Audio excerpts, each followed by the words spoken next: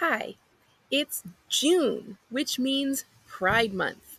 And this week I'm going to be reading a story from this book, FCF-19 Love Songs by David Levithan. This isn't a new book, it's been out for a while, but there's a story in here that is just absolutely beautiful, and I thought it would be a really good choice to read for the beginning of Pride Month. So Pride Month is the month when we celebrate LGBTQ plus folks. And David Levithan is the same author that wrote Every Day and that whole series. And he's written a lot of books. He's also an editor. So he is just an incredible person who has supported a lot of other people, a lot of other authors and artists coming up. So I'm pleased to read one of his stories. So in the acknowledgments in the back of the book, it's noted that a lot of these stories had appeared previously in other story anthologies. And then he said that a lot of them are stories that he specifically wrote for people over the years for Valentine's Day. So hence the love songs. And so it's written like a playlist. So each chapter is a track on the playlist. So this one is track 13. As the Philadelphia Queer Youth Choir sings Katy Perry's Firework. All right, choir, let's do this. I'm sorry, I know how much some of the others like this song, but we should be singing Born This Way instead. Why did Tim have to put me next to Joe? I know conductors can be cruel, but this is too much. Is Tyrone really ghosting me? I mean, Tyrone understands we're in this choir together, right? Just because there are two boys kissing in the video, it doesn't make it a gay anthem. Born This Way is clearly a gay anthem. Project, Dan. Stop looking at your feet. Joe has to stop smiling at me. I cannot even hold a thought, not to mention a song, when Joe is smiling at me. I can see him in the audience, right there. And if you had told me 2 years ago that my father would be sitting in the fourth row at a queer choir concert with me on stage, I would have laughed, and it would have been the most pained, excruciating laugh you'd ever heard, because it would have been the laughter of somebody who'd completely, utterly given up. I'd thought he was going to see it coming, but when I told him, there was a genuine shock, the kind that's so strong you can't even begin to hide it. Loss for words. Then the wrong words rise up immediately after. He reacted like I told him I was dying, when really I was telling him I wanted to live. He didn't understand, and then he made that foolish demand, telling me to fight it, telling me he'd get me all the help I need, as long as I fought it, as long as I was still his daughter. Not his, whatever the other word was. He couldn't say it. He wouldn't come close to giving me that. I never ever would have made out with Tyrone in that supply closet if I'd known he wasn't going to acknowledge my existence the next day. I'm singing extra loud for you, Tyrone. Hear that? Rakesh, this isn't a dance show. They came to hear you hit the notes, not audition for Drag Race. I waited outside overnight before Gaga played because I wanted to be in the front when they opened the doors to general admission. I sacrificed a night of my life, and honestly, I would have given up a year of it because that night was the most amazing night of my life. When she sang Born This Way, she was singing it right to me, and I was singing along so loud I swear she could hear it. I was elevating her, and she was elevating me, and there was no doubt in my mind that this way was the right way, that I was born to wear what I want to wear and say what I want to say and kiss who I want to kiss. She unlocked all of that for me.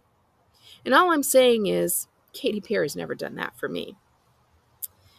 What do you do when your father wants you to change back into his idea of you?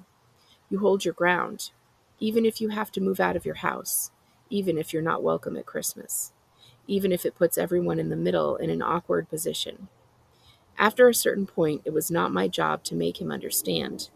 I had to hope that in the effed up equation of parenthood, the coefficients of disappointment and fear would eventually be overtaken by how much he missed me and how much, essentially, he loved me, or at least how he saw the other people he loved could find a way to love me without any qualifiers. Joe's hand is inches from mine, centimeters. This has to be what love is, to physically feel a person even though you're not actually touching. What I hate, Tyrone, is how excited I was to see you today. Singing is best when it testifies. Singing is best when it shines with truth and love. Singing burns brightest when you mean the words to be heard. I want Mr. Glenn to see me now. I remember when I auditioned for him, upstart ninth grader, trying to get a spot in the high school chorus. I don't know anything. When it's my turn to audition, I tell him I'm going to sing Christina Aguilera's Beautiful. He asks me if I'm sure. I tell him I'm very sure. I've even downloaded the sheet music from the internet. I hand it over to him, and he sits down at the piano, asking me if I'm ready. I sing along to it all the time, shower, car, bedroom, and I'm sure this will be the same. Even though it's just a piano accompanying me, I try to hear all the instruments as I tear right into the song, trying to hit the notes just like Christina does. Mr. Glenn doesn't stop me. He plays the whole song through. And then, when it's done, he looks at me and says, I have a question. I ask him what? And he asks, why are you singing falsetto? I don't know what he means, and instead of pretending I do, I ask him what he's talking about. That's not your real voice, he says. You're probably a baritone, not a tenor.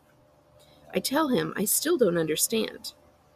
He's patient. He says, your speaking voice is different from your singing voice. Can't you hear that? And I say, perfectly sure, I know, but my speaking voice isn't my real voice. My singing voice is. What I don't say, because I haven't come close to figuring it out yet, is that I'm not even trying to be a tenor.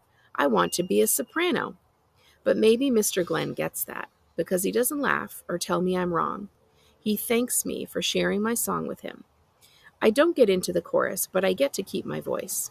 I start to figure things out and pave over the gravel that never should have been in my speaking voice. So now it's smooth music instead of a rough road. While I never make it to soprano, I'm now a damn strong alto. If I audition now, Mr. Glenn would have to let me in. A song can give you a place to be, a place to live for 3.5 minutes. If the song works its wonders, you don't have to be anywhere else. I have to stop looking at him. He must sense that I'm looking at him. The whole audience must see it. There was this one time after rehearsal when Joe and I were going the same way, and we had to have talked for at least 15 minutes after we got to the corner where he was supposed to go his way, and I was supposed to go mine. And even though we were mostly talking about the chorus, and whether Frederic deserved the Over the Rainbow solo, and whether we were going to get a tour at all this summer, I really sensed this subtle flirtation between us. Although maybe subtle flirtation is just the usual way gay friends talk to each other. And it's not like we ended up going in the same direction after that, because that night he was going to a birthday party. But he did ask me at least twice if I was going in his direction, even though he knew it wasn't my usual direction. And why am I only figuring out now that I should have just made up an excuse to go in his direction? And why am I so bad at this? When Gaga sings, it's genuine. When Katy Perry sings, I'm not so sure. But right now, we are genuine. We mean it. Sing it in defiance of all the people who want you to be quiet. Sing it to lift your soul from the depths.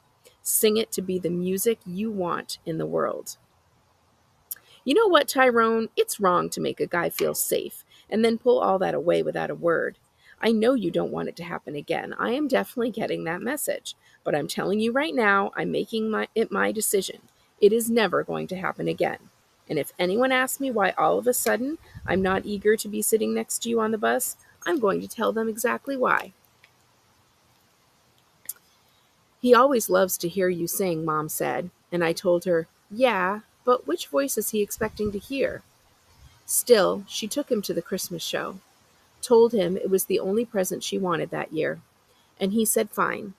He said it wouldn't prove anything, but he sat there in the 10th row thinking he was anonymous. I saw him. And when we started to sing Silent Night, I saw him start to cry. I, who had vowed 1,000,000 times over that he would never make me cry again, began to let the tears fall like they were the silent notes housed all along within the music. When Mom invited me back home after, he didn't protest, nor did he acknowledge what it meant. We've been navigating that conversation and absence of conversation ever since. over a year, and he hasn't missed a show since. Oh my God, my fly is open. This whole time, my fly has been open. I want him to notice me, and I don't want him to notice me. And I want him to notice me, and I don't want him to notice me. And I guess what I'm saying is, I don't know what I want. Who am I kidding? I want Joe. Here come the fireworks. We build and build with our voices, and then we hit the heights. I will get better at this, Tyrone. Thank you for helping me figure out that the way a guy treats you is more important than how he makes your heart race. I'm not afraid to sing for my father here. He is not afraid to listen. I'm proud of our piece because it is something I made. Joe's hand is opening, getting closer. He's smiling at me as he's singing to me. I'm not imagining this, am I? He wants me to take his hand, doesn't he? I must move my hand. Is this really happening? Silly rabbit, it took you long enough to go to the shortest amount of space. It took you long enough to hear me singing to you. Holding hands with Joe. Everyone can see I'm holding hands with Joe. Or maybe nobody can see I'm holding hands with Joe. But definitely Joe can see that I'm holding hands with Joe. And he is not letting go. Nope, neither of us is letting go. I don't have any friends out there in the audience. But that's because I have so many of them on stage with me. That's what I love about choir. We are all in this together. Bring it home. Bring it on home. We are so much louder together than apart. We are so much brighter together than apart. I am a part of this. I am making this. We are making this. I am the sound I create. I add the sound I create. Boom, boom, boom. Follow the sound of my voice. I love this song when we sing it. This is what it feels like to be alive. We sing to be fully alive. So, 19 love songs, David Levithan, lots more good stories in here. Check it out.